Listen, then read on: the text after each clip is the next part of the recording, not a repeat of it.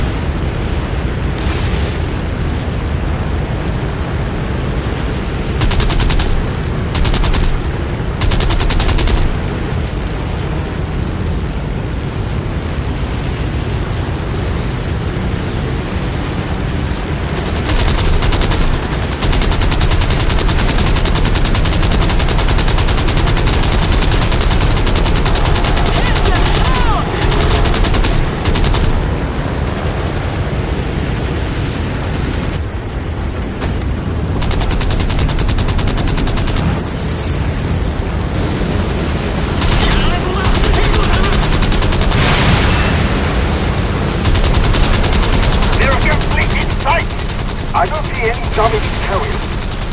Looks like we found the second American fleet. Launch the attack. Very well.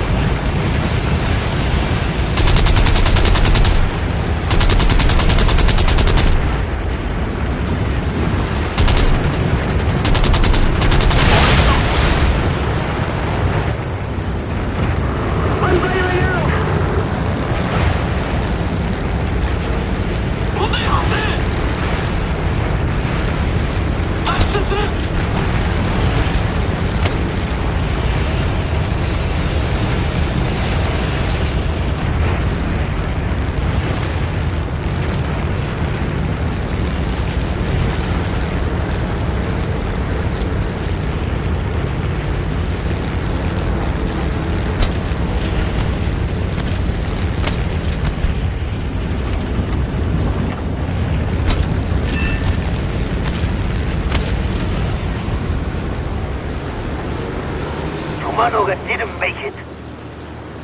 I saw his plane falling on the carrier flight deck.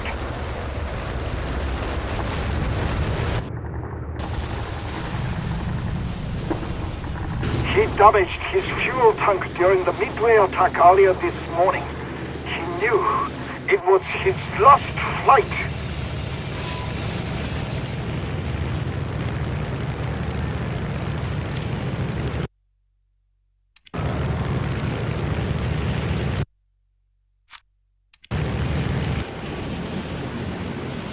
The first torpedo appeared to pass under the Hamman in the vicinity of gun number 2 and exploded against the side of the Yorktown. The second torpedo struck the Hamman in fire room number 2. This torpedo apparently broke the ship's back, as a pronounced sag was noted in this vicinity. Large quantities of oil, water, and debris were blown high into the air, coming down on both the Hamman and Yorktown.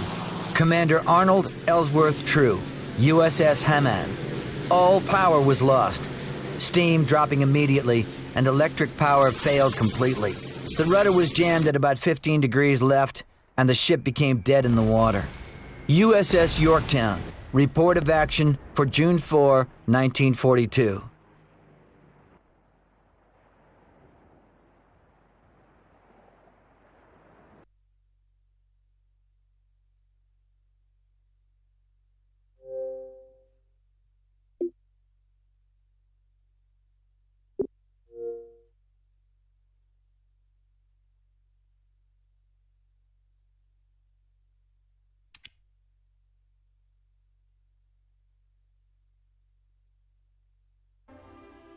The Battle of Midway did not appear a complete defeat for the Americans, but it did destroy all the 4 Japanese aircraft carriers, including Hiryu. During the battle, the Japanese repelled all the first attacks, but only the 2 last attacks turned out to be decisive for the battle. The Japanese tactics of conducting operations fell short, and now the Japanese had to reconsider it. However, Japan had successfully landed on the Aleutian Islands, and it was time now to fortify the positions on the occupied territories by turning them not only into fortresses, but also into big airfield junctions. Besides, after the battle, several American aircraft carriers were also damaged, so the Americans suffered great losses, which demonstrated to the Japanese that the enemy would not be able to act on the offensive actively for some time. An airfield under construction on the Guadalcanal Island was to become one of the bases which would allow the Japanese to consolidate firmly their positions on the Solomon Islands. However, the Americans learnt of that construction and landed troops on the island. They seized the airfield without a blow and commenced proceeding with its building up. The Japanese could not conceive that the Americans could fortify their position there, so the army landing troops were supposed to throw them back to the sea without any problem. Unfortunately for the Japanese, they underestimated the enemy forces and failed to dislodge the enemy by their first attacks. The battles on Guadalcanal and around the island grew into a prolonged military campaign.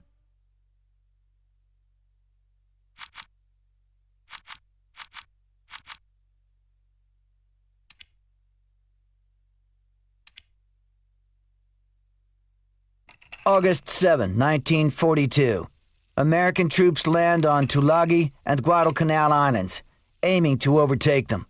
Caught off balance, Japanese forces were unable to hold their positions. Guadalcanal was taken. But the Battle of Guadalcanal was still ahead. Just 2 weeks later, the Japanese command gathered the combined fleet to the north of the islands, preparing to strike back. Operation KA's first phase included finding and destroying U.S. aircraft carriers.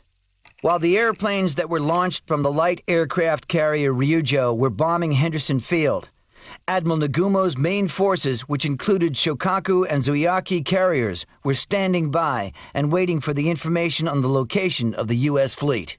On August 24, Nagumo received a message that cost 3 scout plane pilots their lives.